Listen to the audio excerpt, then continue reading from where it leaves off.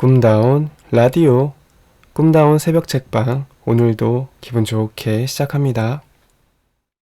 잠자는 공주는 놀랄 정도로 꿈을 많이 꿨다. 보통 하루에 꿈을 두세 번 꾼다고 하는 사람들을 상담해 본 적이 있긴 했지만 그들도 모든 꿈을 자세히 기억해내지는 못했다. 그런데 그녀는 꿈을 많이 꿨을 뿐 아니라 자세히 기억했다. 게다가 잠자는 중에 꿈을 꾸고 있다는 의식이 또렷해지는 경우도 종종 있었다. 내가 만난 사람 중 꿈에 나타난 인물들에게 당신의 의미가 무엇인지, 무슨 메시지를 갖고 왔는지 묻고 그 대답을 직접 들을 수 있는 사람은 그녀가 유일했다. 어느 날 그녀가 꿈을 하나 갖고 상담실에 왔다. 혼자 오래된 숲속으로 깊이 들어갔는데 어둡고 우물한 곳에 난쟁이 한 명이 할리퀸 차림으로 서 있었다. 그녀가 질문하면 난쟁이는 대답했다.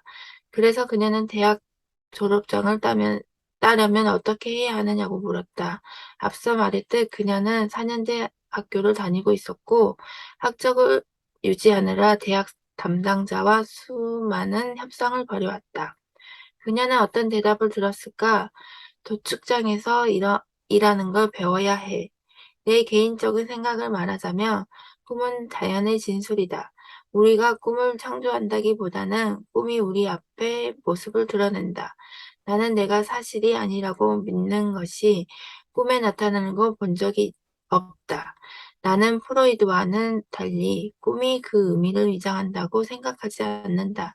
오히려 꿈은 만개한 사람들이 출현하는 과정의 초반부라고 생각한다. 꿈은 아무것도 없는 데서 마술처럼 생겨나지 않기 때문이다.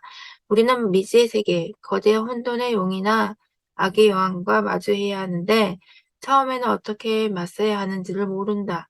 이때 두려움이나 호기심이나 얼어붙기 같은 기초적인 정서적, 동기적, 신체적 반응이 가장 먼저 나타난다.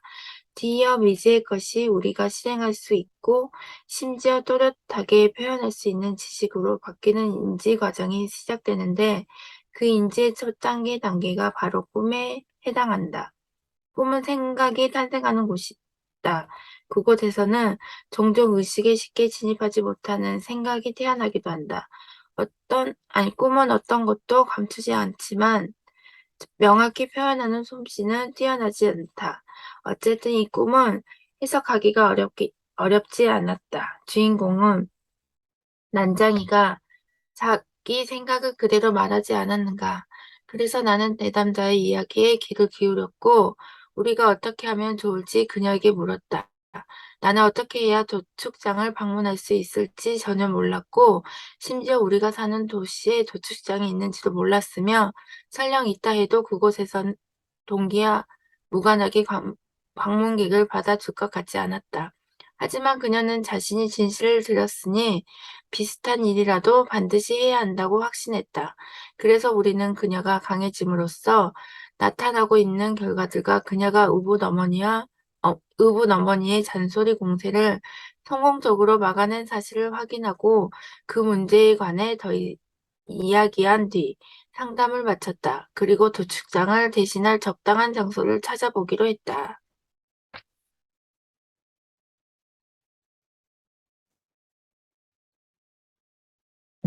영주쌤 읽으셔야 돼요.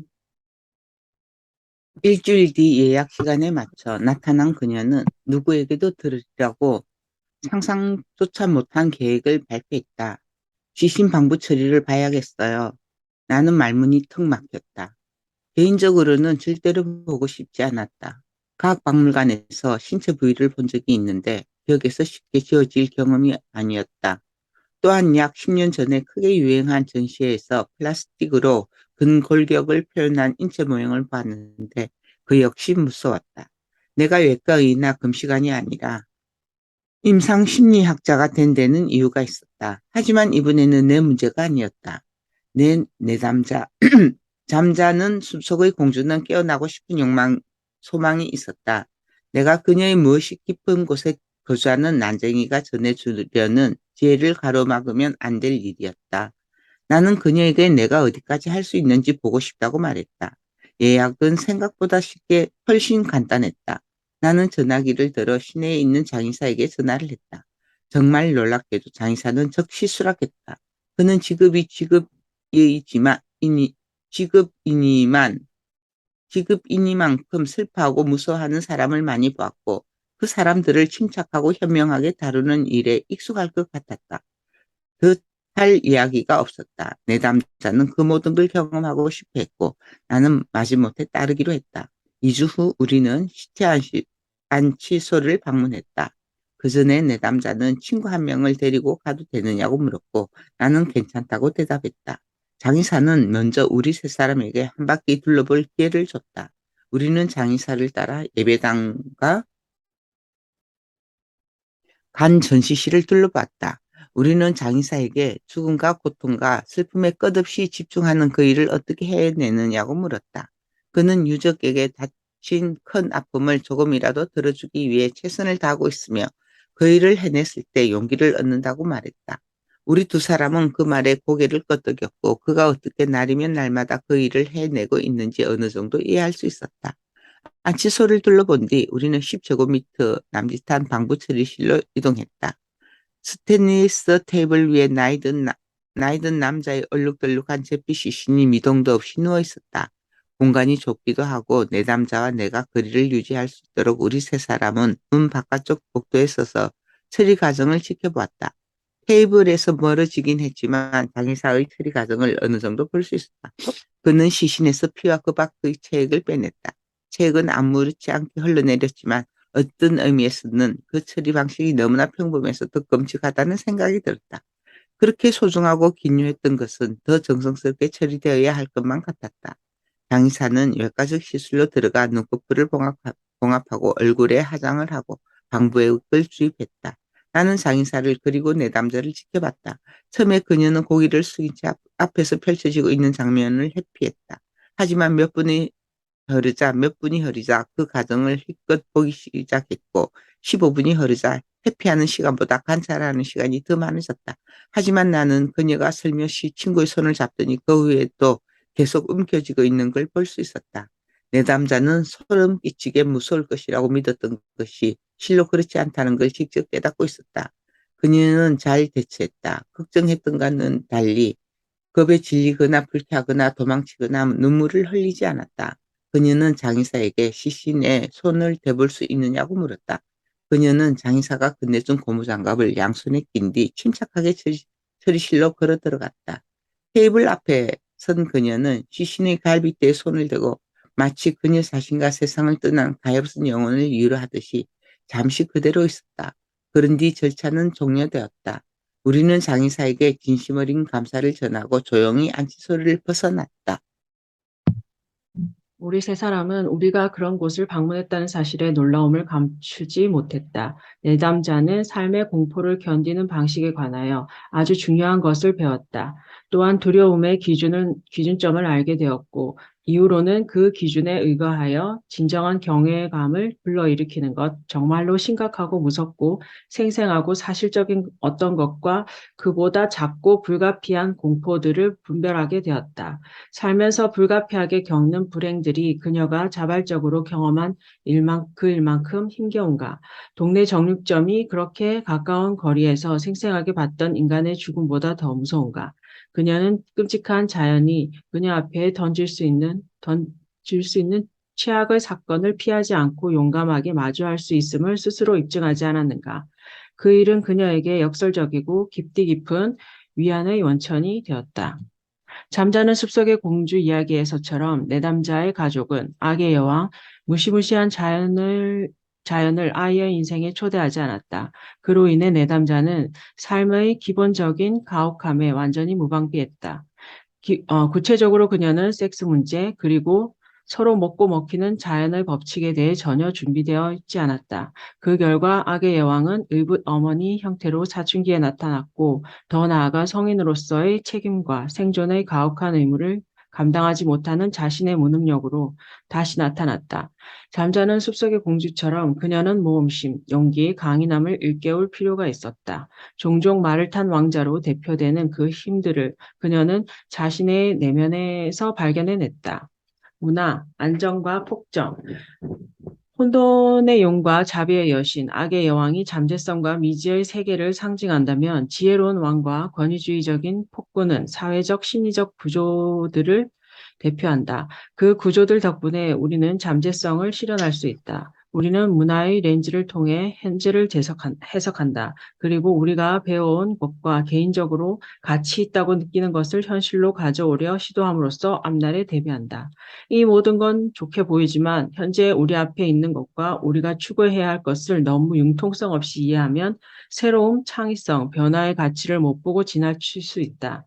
우리를 이끄는 구조들이 안전하면서도 융통성이 있을 때 우리는 일상적인 것과 예측 가능성을 향한 욕구에 호기심을 더해 발효를 유도할 수 있다. 호기심은 우리를 제도 바깥에 있는 것에 흥미를 느끼고 그 가치를 알게 한다.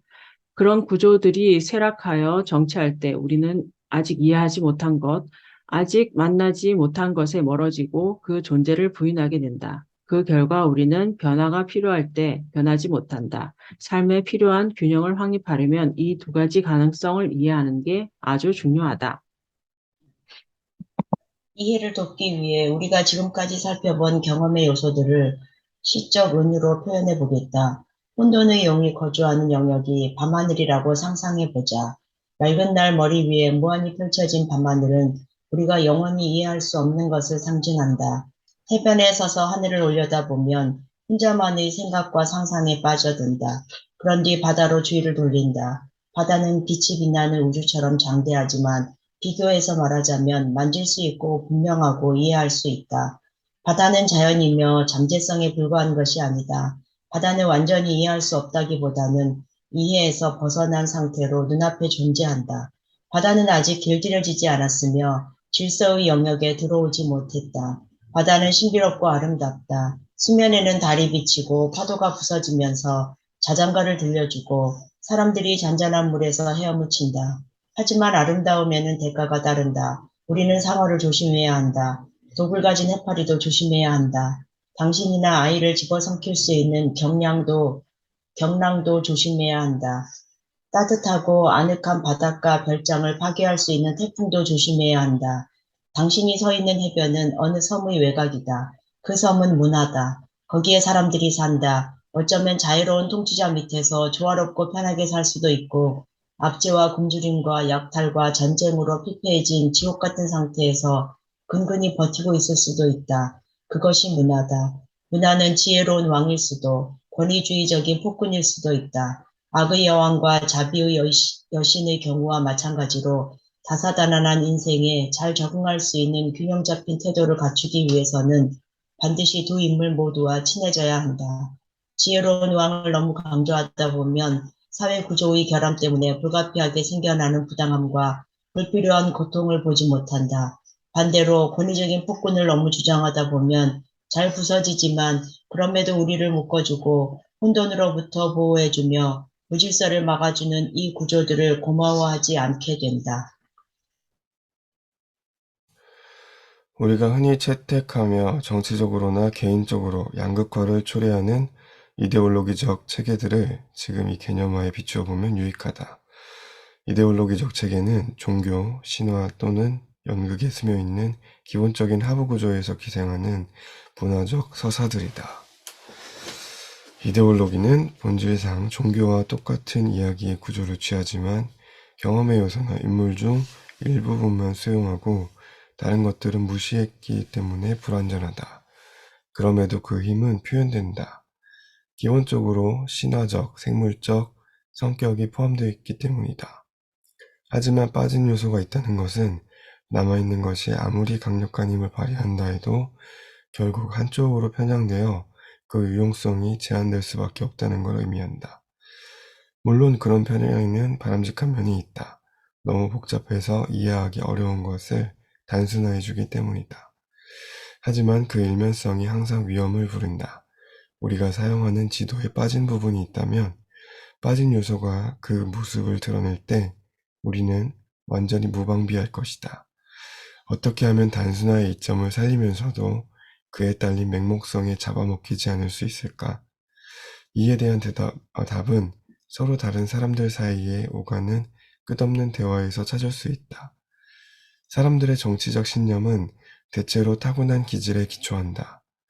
우리의 감정이나 동기가 한쪽으로 기우는 경향만큼이나 보수나 진보를 채택하는 경향이 있다. 이건 견해의 문제가 아니다. 동물들은 각자에게 맞는 장소나 공간에 서식한다. 그곳 환경은 그들의 생물학적 성향과 잘 어울린다. 사자는 드넓은 바다에서 살지 않고 범고래는 아프리카 초원을 배회하지 않는다. 동물과 그 서식 환경은 한 몸이다. 최소한 관념의 세계에서 인간도 그와 비슷하다. 그럼에도 우리는 거의 모든 곳에 집을 짓고 살 수 있다. 필요에 따라 지형을 바꾸고 더 나아가 우리 자신의 행동을 수정할 수 있기 때문이다. 하지만 우리에게는 지각적으로나 인지적으로 어울리는 자리가 있다. 예를 들어 진보주의자는 새로운 생각에 끌리고 마음을 뺏긴다. 새로운 생각에 끌리는 이점은 분명하다. 살다 보면 종종 문제가 발생하고 새로운 해결책이 필요한데 새로운 생각을 즐기는 사람이 그 해결책을 발견하기 쉽다. 그런 사람들은 질서를 특별히 좋아하지 않는다. 새로운 생각에 사로잡혀 그 생각을 시험하거나 실행하려면 낡은 생각이 붕괴될 때부터 새로운 생각이 지배할 때까지의 혼돈을 수용할 수 있어야 하기 때문이다. 만일 당신이 보수주의자라면 이와 반대되는 이점과 문제점을 가질 것이다. 당신은 새로운 생각을 경계하고 조여하지 않는다. 새로운 생각과 그로 인한 가능성에는 덜 민감한 반면 예기치 못한 결과에 대해서는 걱정이 많다. 어떤 새로운 생각이 어떤 문제를 해결한다 해도 그로 인해 다른 문제가 생기지 않는다고 보장할 수 없기 때문이다. 보수주의자는 모든 것이 제 시간에 제자리에 있기를 바란다. 그들은 사람들이 관습에 따라 책임감 있게 예측할 수 있게 행동해야 안심한다. 모든 것이 잘 돌아가서 변화가 위험할 수 있을 때는 그 상태를 유지하기 위해 보수주의자가 필요하다. 반면에 일들이 원활하지 않을 때는 그 상황을 타개하기 위해 진보주의자가 필요하다. 하지만 어떤 것을 언제 보존하고 언제 바꿔야 하는지를 결정하기란 쉬운 일이 아니다. 다행히 우리에게는 전쟁, 독재, 복종 대신에 정치가 있고 대화가 있다. 우리는 안정과 변화의 상대적인 가치에 대해 열심히 소리 높여 주장해야 한다. 그래야 어느 것이 얼마만큼 필요한지 결정할 수 있다. 기본적인 정치적 신념의 차이는 결국 두 위대한 아버지 중 누구를 현실의 토대로 보느냐의 차이라는 말을 퍽 흥미롭다. 진보주의는 이 세계에서는 권위주의적인 폭군의 자비의 여왕을 억압한다고 확신하는 경향이 있다. 수명을 다한 문화의 변덕스러운 구조들이 국민과 외국인을 똑같이 타락시키고 억압한다. 또는 현대사회의 군산복합체가 환경오염, 대량멸종, 기후변화를 야기하며 살아있는 어머니 지구, 가이아를 위협하고 있다는 식이다. 실제로 문화가 아주 폭력적이고 억압적일 때가 적지 않은데 이때는 분명 진보주의적 관점이 유용하다. 반면에 보수주의는 이 세계에서 지혜로운 왕이 악의 여왕을 굴복시키고 길들이고 훈육한다고 보는 경향이 있다. 이 역시 우리에게 분명히 필요하다. 자연은 아름답지만 또한 우리를 굶주리게 하고 병들게 하고 죽이기 위해 항상 공모한다. 문화라는 안전한 보호막이 없었다면 우리는 야생동물에게 잡아먹히고 한겨울 찬바람에 얼어붙고 사막의 열기에 쓰러지고 식량을 마련하지 못해 수시로 굶주렸을 것이다. 그래서 두 개의 다른 이데올로기가 있는 것이며 둘 다 옳긴 해도 각자만으로는 반쪽짜리 진실에 불과하다. 경험의 세계는 균형 잡힌 관점으로 보기 위해서는 두 문화 요소가 모두 실제한다는 걸 믿어야 한다. 보수적인 사람들은 현 상태가 안전하다는 생각에 기질적으로 끌리게 되어 있으므로 질서만으로는 충분하지 않다는 걸 이해해야 한다. 미래와 현재는 과거와 다르기 때문에 과거에 통했던 것이 현재에도 반드시 통하는 건 아니다. 따라서 조상들이 물려준 안정과 폭정을 가르는 선은 변화에 따라 쉽게 흔들리고 이동할 수 있음을 이해해야 한다.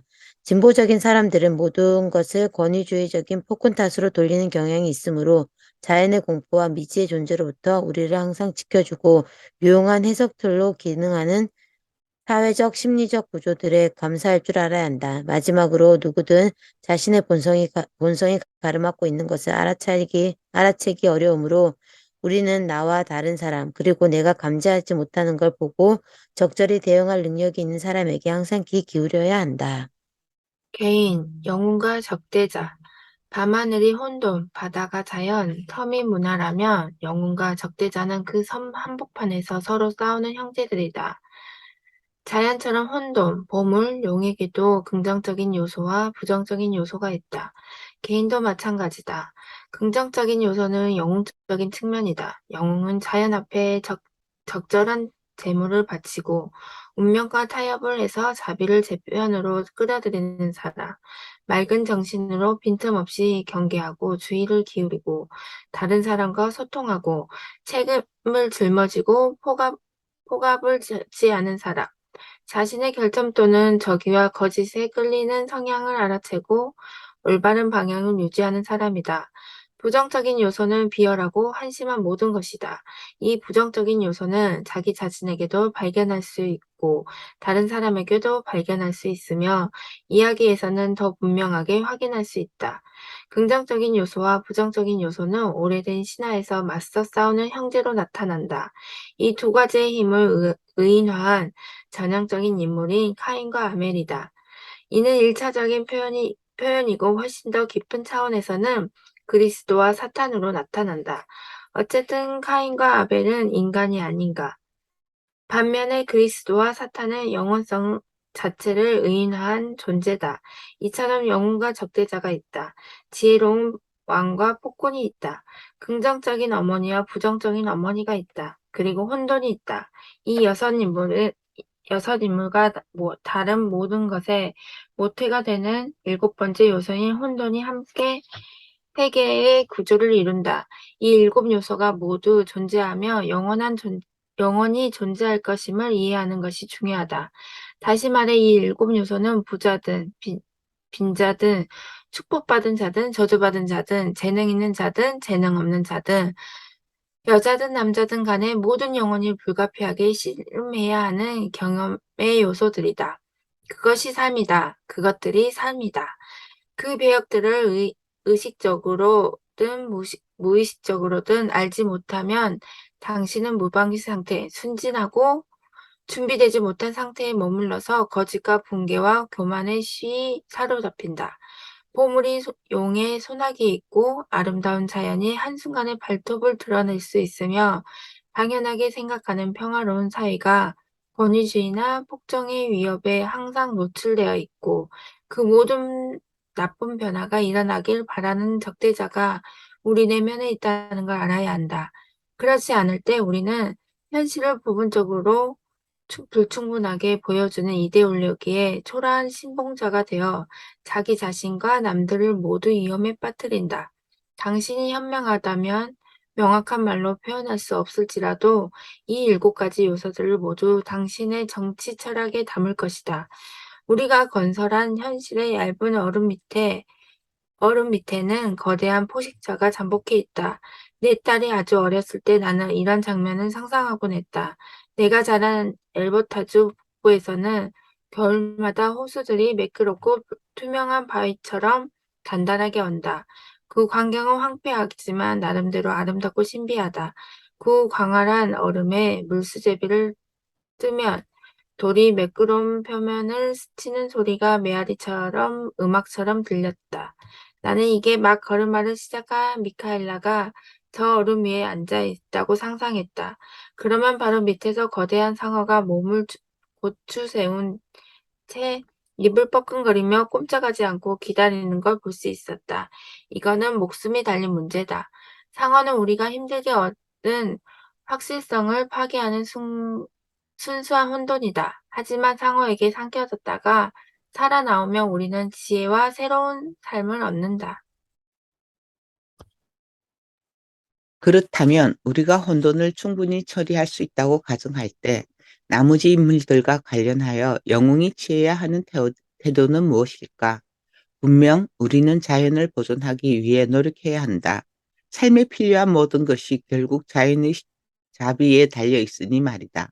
하지만 동시에 자연은 온갖 방법으로 우리를 죽이려 하므로 종종 환경에 안 좋은 영향을 끼칠지라도 우리를 보호하기 위한 인공적인 구조물들을 계속 건설해야 한다. 우리는 이 사실을 진지하게 여기고 받아들일 필요가 있다. 문화도 비슷하다. 우리는 조상들이 비싼 대가를 치르고 우리에게 물려준 지혜와 사회 구조에 100번 감사해야 한다. 하지만 그렇다고 해서 그 혜택이 공평하게 분배되고 있다는 말은 절대 아니다. 자연의 혜택이 공평하게 분배되지 않는 것처럼 사회적 혜택의 분배도 공평하지 않고 앞으로도 영원히 그럴 것이다. 또한 그렇게 감사한다고 해서 사회 구조를 맹신하는 눈먼 낙관주의를 정당화해서는 안 된다. 적대자와 권위주의적인 폭군에 동시에 맞서 싸우는 개인으로서 우리는 기능적인 위계 구조가 눈 깜짝할 사이에 비생산적이고 전제적이고 맹목적으로 돌변할 수 있음을 경계해야 한다. 그 구조들이 철저하게 타락하고 불공평해져서 능력이나 성과가 아니라 권력이나 신분에 따라 보상이 분배되게 해서는 안 된다. 우리는 이 위험에 끊임없이 주의하고 모든 요소를 신중하게 적용해서 충분히 안정적이면서도 적당히 역동적인 상태를 유지해야 한다. 이것이 용감하게 선을 추구하는 개인으로서 우리가 감당해야 할 역할이고 책임이다.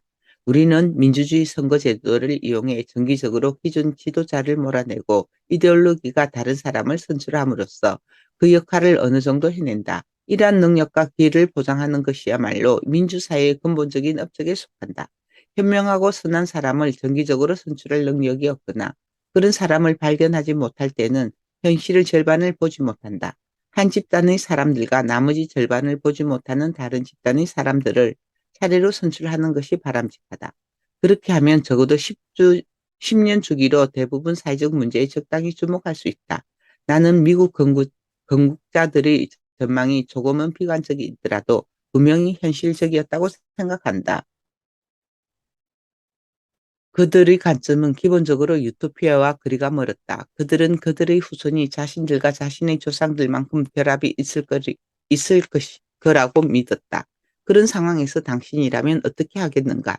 당신이 이데올로기에 눈이 멀지 않았고 7요소에 이루어진 세계를 명확하게 이해하고 있다면 아마도 인류가 무한히 완벽해질 수 있다고 기대하지 않을 것이며 우리의 구조를 도달할 수 없는 이상적인 수준으로 끌고 가지도 않을 것이다. 대신 우리와 똑같은 죄인들이 반쯤 눈이 멀고 붕괴하더라도 영구적이고 심대한 손상을 입힐 수 없는 구조를 설계하고자 할 것이다. 나는 그 전망에 담긴 지혜를 믿으며 세계는 그런 식으로 봐야 한다고 생각한다. 너무 거창한 사람이 되지는 말자. 우리는 평화, 안전, 자유, 그리고 점진적 개선을 허락하는 구조를 설계할 수 있다. 이렇게 할 수만 있어도 그 자체로 기적이다. 개인과 사회의 자연이 동시에 모두 좋아질 수 있다는 말을 들을 때 우리는 정신을 바짝 차리고 의심해야 한다. 특히 우리 자신의 내재적 개인적 선의의 결과로 그런 개선을 이룰 수 있다고 한다면 더욱 의심해야 한다. 우리는 아니라고 주장하지만 그런 선의는 어디서나 턱없이 부족하기 때문이다. 분개는 노여움과 자기 연민의 혼합, 자아도취와 복수심이 교묘하게 배어 있는 무시무시한 감정 상태다. 당신은 왜 분개의 포로가 되는가? 세계를 무대로 이해하고 주요 등장인물들을 확인하고 나면 그 이유가 분명해진다. 당신이 분개하는 이유는 전혀 알지 못하는 것들과 그에 대한 공포 때문이다. 자연이 당신을 해치기 위해 공모하기 때문이다. 당신이 문화의 포괄적인 요소에 희생당하고 있기 때문이다. 당신과 남들이 품고 있는 적의와 증오 때문이다. 이들은 충분한 이유가 된다. 그렇다고 해서 당신의 분개가 정당해지는 건 아니지만 이제 그 감정을 이해할 수는 있다. 방금 말한 문제들은 어느 하나도 사소하지 않다. 사소하기는커녕 대단히 심각해서 당신은 왜 분개하는가가 아니라 왜 모든 사람이 모든 것에 항상 분개하지 않는가가 오히려 적절한 질문처럼 보인다. 믿을 수 없이 강력하고 종종 적의를 드러내는 초월적 힘들이 당신을 노린다. 비유적으로 말하자면 무서운 육식 파충류가 당신을 항상 쫓아다닌다. 시계를 삼킨 탓에 째깍째깍 소리를 내는 악어가 겁쟁이 폭군 후크 선장을 추적하듯이 말이다. 그리고 자연이 있다. 자연은 온갖 무시무시한 방법으로 당신을 덮치기 위해 혈안이 되어 있다. 또한 사회 구조의 폭압이 있다. 이 요소는 당신을 일정하게 주조해 적당히 쓸모 있는 존재로 만들지만 그와 동시에 당신이 가진 막대한 양의 생명력을 으스러뜨리고 네모난 당신을 둥근 구멍에 억지로 끼워 넣는다. 당신은 수많은 모습으로 성장할 수 있었다. 그중 어떤 모습은 현재의 당신보다 컸을 것이다. 하지만 사회적 요구가 가해지면서 당신은 줄어들고 왜소해진다. 또한 당신은 자기 자신에게 붙들려 있는데 이는 간단한 일이 아니다. 당신 안에는 꿈을 대고 게으르고 거짓말을 하고 당신 자신과 남들에게 못된 짓을 하는 인격이 있다. 이처럼 당신 앞에 펼쳐진 혼돈, 자연의 가혹한 힘, 문화의 폭정, 자신의 악한 본성을 고려할 때 당신이 스스로 피해자로 느끼는 건 그리 놀랍지 않다. 억울하다고 느끼는 것도 놀랍지 않다. 또한 어떤 사람에게는 그 힘들이 특별히 더 심각하고 부당하고 변덕스럽고 지속적이고 예측할 수 없는 방식으로 해를 가하는 것도 분명한 사실이다. 그런 상황에서 어떻게 피해의식과 억울함을 느끼지 않을 수 있겠는가? 인생은 근본적으로 잔인하기 이를 데 없다. 하지만 반박할 수 없는 듯 보이는 이 논리에는 문제가 있다. 우선 모든 사람이 실제로 자기 자신을 희생자로 해석하고 억울해하지는 않는다. 살면서 아주 힘든 시기를 겪은 많은 사람도 여기에 포함된다. 오히려 너무 쉽게 살아온 사람들, 주변에서 응석을 받아주니 자존감이 엉뚱하게 높아진 사람들이 피해자 역할을 자처하고 붕괴하는 태도를 쉽게 채택한다. 반면에 회복을 바랄 수 없을 정도로 깊은 상처를 입었으면서도 붕괴하지 않은 사람들이 있다. 그들은 부끄러움을 모르고 피해자인 척 연기하려 들지 않는다. 그런 유형이 흔하다고 볼 수는 없지만 드물지도 않다. 따라서 붕괴는 고통의 불가피한 결과는 아니다. 어떤 사람이 붕괴에 사로잡힐 때는 삶의 비극 외에도 다른 요인들이 작용한다. 당신 또한 당신과 가까운 사람이 중병에 걸렸다고 가정해보자. 그런 상황에서는 대개 다음과 같이 묻는다. 왜 나에게 이런 일이 일어날까? 이 말은 무슨 뜻인가? 당신은 정말로 친구나 이웃 또는 모르는 누군가에게 그 일이 대신 일어나길 바라는가? 이 불행을 남들에게 퍼뜨리고 싶은 마음이 들 수는 있지만 그런 행동은 옳지 않으며 좋은 사람이 제정신을 가지고 할 만한 선택도 아니다. 설령 그렇게 된다 해도 상황이 더 공평해지는 것도 아니다. 하지만 왜 나에게? 라는 질문은 심리적으로 적절하다. 과거에 끔찍한 사건이 일어날 확률을 높이는 어떤 일을 한 적이 없는지 스스로 되돌아봄으로써 그 일의 재발 가능성을 낮출 수 있기 때문이다. 하지만 우리는 거의 그러지 않는다. 흔히 왜 나에게 이런 일이 일어날까? 에는 부당함에 대한 원망이 담겨 있다. 그래서 세상에는 나쁜 사람이 널려 있는데 다들 악행을 저지르고도 벌받지 않고 지나간다. 또는 세상 사람들은 모두 운이 좋아 건강하게 잘 사는데 나는 그렇지 못하다니 얼마나 불공평한가? 라고 말한다. 이렇듯 왜 나에게? 라는 질문을 던질 때 우리는 불공평하다는 피해의식에 물들어 있다.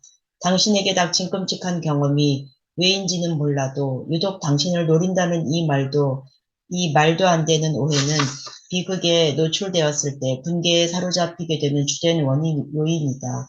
당신에게 불행한 일이 일어나고 있거나 조만간 일어나리라는 것은 현실의 구조가 정해놓은 기정사실이다. 끔찍한 일은 반드시 일어나지만 거기에는 무작위 요소가 있다. 당신은 그래봤자 별 위로도 도움도 되지 않아 라고 생각할지 모른다. 하지만 무작위 요소를 인정하면 개인적인 요소를 멀리할 수 있다.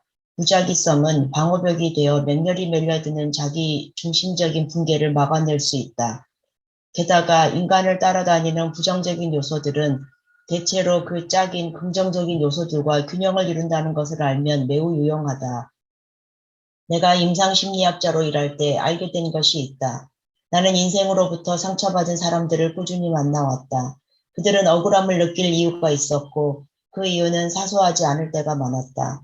그래도 나는 항상 이렇게 제안했다. 실제로 많은 문제가 뒤섞여 있겠지만 그래도 문제를 분리해서 생각해 봅시다. 어떤 문제는 당신 탓일 수도 있고 다른 문제는 모두가 겪는 삶의 불행일 수 있으니 둘을 신중하게 가려보세요.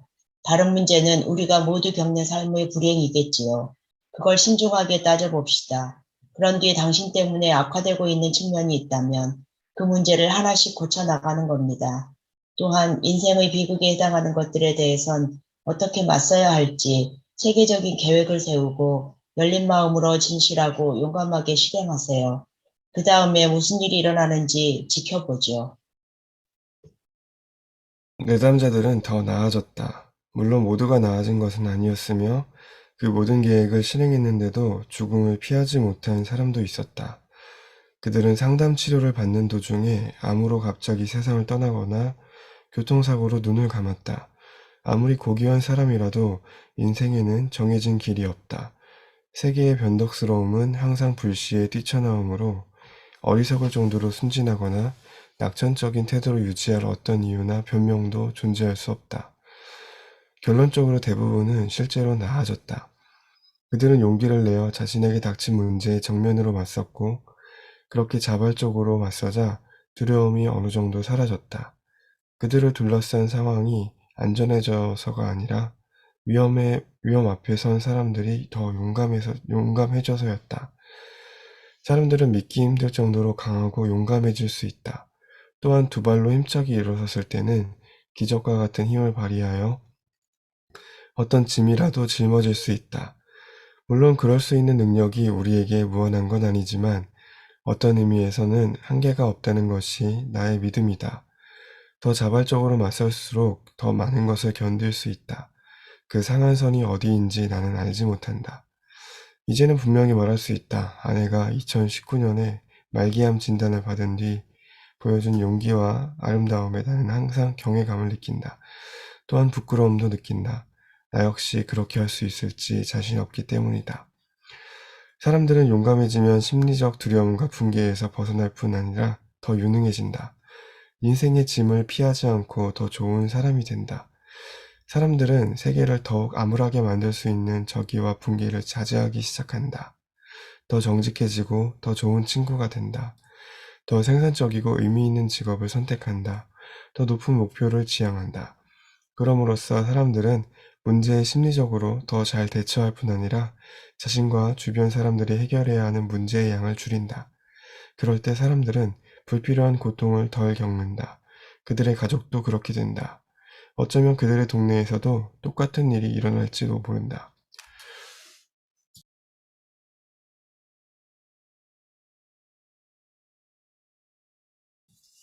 또한 이 이야기의 나머지 절반에는 용이 지키는 보물, 자연의 자비로운 요소, 사회와 문화가 제공하는 안정과 보호, 개인의 강인함이 있다.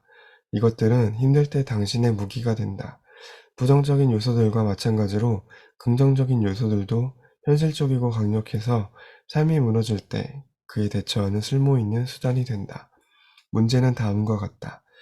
그 보물을 발견하고 자연이 당신을 향해 미소 짓고 지혜로운 왕의 통치를 받고 영웅의 역할을 할 수 있도록 당신은 현실의 구조를 조직할 수 있는가? 희망적인 소식은 상황이 그쪽으로 기울어지게끔 당신이 행동할 수 있다는 것이다. 우리가 할 수 있는 건 그뿐이지만 아무것도 하지 않는 것보다는 훨씬 낫다. 만일 당신이 고통과 적의에 맞서 진실하고 용감하게 싸운다면 당신은 더 강해지고 당신의 가족도 더 강해지고 세계는 더 좋은 곳이 된다. 모든 것이 더 나빠지게 바란다면 그 대신 붕괴를 선택하면 된다. 거짓과 교만. 거짓에는 크게 두 가지 형태가 있다. 잘못인 줄 알면서도 저지르는 가오의 죄와 모른 척하고 지나가는 태만의 죄다. 태만은 어떤 것을 보거나 어떤 일을 하거나 어떤 말을 해야 한다는 걸 알면서도 하지 않는 것이다. 예를 들어 동업자가 장부를 부정하게 작성하는데도 회계감사를 실시하지 않거나 비행을 저지르고도 숨기거나 가정에서 자녀와 배우자가 나쁜 짓을 저질렀는데도 조사하지 않고 그냥 넘어가는 것 등이 있다. 이런 거짓의 동기는 무엇일까? 잘못인 줄 알면서도 과오의 죄를 저지를 때 그 이면에는 다른 사람은 어찌 되든 자기 자신에게 편리한 상황을 만들고자 하는 동기가 숨어 있다. 당신은 자신이 좋아하는 쪽으로 세상을 기울어뜨려 우위를 점하려 한다. 정당한 처벌을 피하려 들고 종종 다른 사람에게 책임을 떠넘긴다. 아니면 당신이 피하고 있는 것이 그냥 지나갈 거라고 믿으면서 태만의 죄를 저지른다. 하지만 파문을 일으키지 않는 돌멩이는 없다. 우리는 종종 현재를 위해 미래를 희생하고 나서 노한 양심의 화살을 맞고 아파한다. 그럼에도 같은 실수를 완강하고 고집스럽게 되풀이한다. 사람들이 다른 사람들이나 심지어 미래의 자신을 희생시키면서까지 지금의 자신에게 이득이 되게 하려고 현실의 구조를 왜곡할 때 그 왜곡은 어떻게 정당화될 수 있을까? 왜곡을 정당화하려는 것이 바로 붕괴의 숨은 동기다. 거짓말은 억울해하는 영혼의 밑바닥에 숨어있는 믿음, 즉 세상의 무서운 일들이 고통받는 당사자를 특별히 겨냥하고 있다는 뜻, 그릇된 믿음을 정당화한다. 하지만 우리가 왜 습관적으로 거짓에 빠지는지를 제대로 이해하기 위해서는 붕괴뿐만 아니라 교만을 추가로 살펴볼 필요가 있다. 거짓과 교만이라는 두 심리 상태는 서로 뒤얽혀 공존하는 것처럼 보인다. 말하자면 거짓과 교만은 공모자들이다. 과오. 거짓과 교만의 첫 번째 공모는 신성과 진리와 선함의 관계를 부인하거나 거부하는 태도에서 나온다. 창세기의 초반에서 하나님은 용기, 사랑, 진리를 통해 혼돈으로부터 질서를 창조했다. 용기는 무와 맞서겠다는 신의 의지를 할 수 있다. 무일푼인 상태에서 멋진 인생을 건설할 때나 재난이 닥쳐 혼돈에 빠진 삶을 재건할 때의 용기가 그것이다. 사랑은 궁극적 목표로 이룰 수 있는 가장 좋은 것이다. 우리 안에서 사랑은 가장 상층부에 있으며 평화롭고 조화로운 가정을 이루고자 하는 진실한 욕구로 존재한다. 신이 무에 맞서기 위해 사용하는 말은 진리다. 진리는 무엇인가를 창조하거나 아무거나 창조하지 않는다.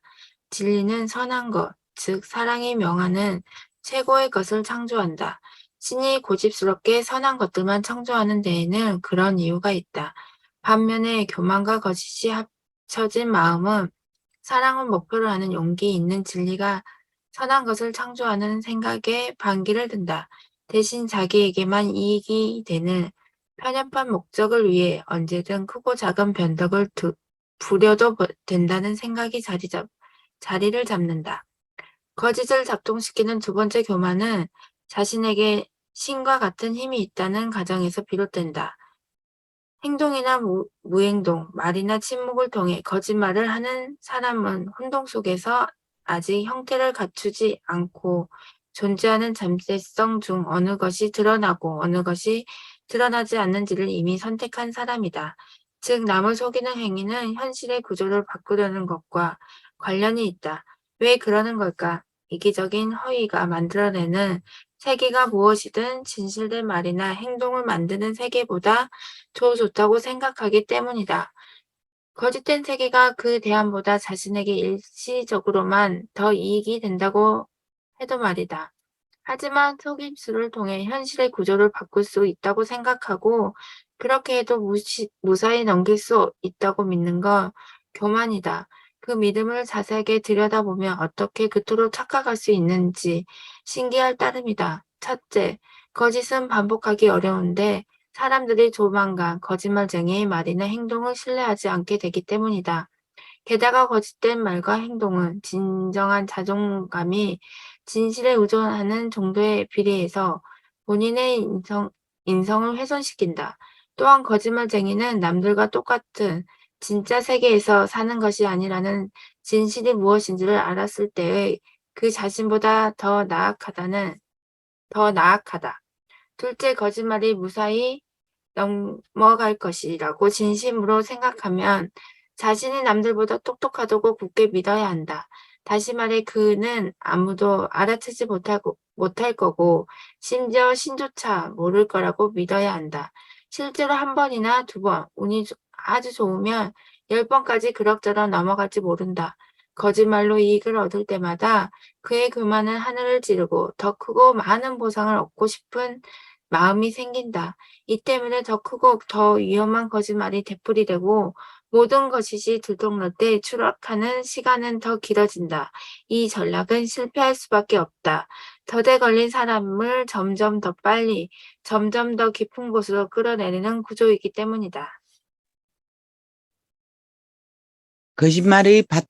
거짓말의 밑바탕이 되는 세 번째 교만은 거짓된 행동이 스스로 강력한 토대를 구축하여 현실이 바로 잡히고 새로워지더라도 자신의 거짓은 폭로되거나 파기되지 않을 거라는 믿음과 관련이 있다. 거짓말쟁이는 지금까지 거짓된 말과 행동으로 세계의 형태를 바꿔왔으며 그 거짓 위에서 아무렇지 않게 계속 살 수 있을 거라 믿는다. 하지만 현실은 대단히 복잡하고 거의 모든 것이 다른 모든 것과 연결된다. 예를 들어 바람 피운 사실을 완전히 숨기기는 매우 어렵다. 누군가는 분명 본다. 그럼 혀가 꼬리를 치기 시작한다. 바람 피운 시간을 해명하기 위해 더 많은 거짓말을 해야 하고 결백을 입증해야 한다. 그러나 냄새가 좀처럼 가시지 않고 두 사람의 애정이 정오와 격렬로 바뀌기 시작한다. 거짓을 정당화하는 네 번째 교만은 왜곡된 정의감과 관련이 있는데 이 잘못의 정의감은 종종 붕괴해서 싹이 튼다. 이 네 번째 상황에서 사람들이 거짓에 기대는 이유는 세계의 비참한 지옥에서 자신이 피해자가 되었다고 억울해하고 분노하기 때문이다. 이 반응은 충분히 이해할 만하지만 그렇다고 그 위험성이 줄어드는 건 아니다. 이 논리는 단순 명료하고 매력적이어서 정말로 상처받은 사람의 마음을 움직인다. 나는 불공평한 취급을 받아왔기 때문에 원하는 대로 할 수 있어. 이 논리는 완전히 정당해 보일 수 있다. 하지만 현재 당신의 거짓말이나 기만에 당하고 있는 피해자와 과거에 당신을 불공평하게 취급한 가해자가 같은 사람인 경우는 거의 없다. 사실 교만이 고개를 드는 때는 불공평한 대우가 자연적, 사회적, 개인적 존재에서 필연적으로 예견된 것이라고 생각할 때라기보다는 운 나쁘게 나한테만 닥친 것이라고 믿을 때다. 만일 저기에 찬 초월적인 힘이 특별히 나를 희생자로 만들었다면 왜 굳이 그 부당함을 눈꼽만큼이라도 바로잡기 위해 젖먹던 힘까지 다해서 노력해야 할까? 하지만 이런 사고방식에 빠지면 인생이 더 깊은 나락으로 떨어질 뿐이다.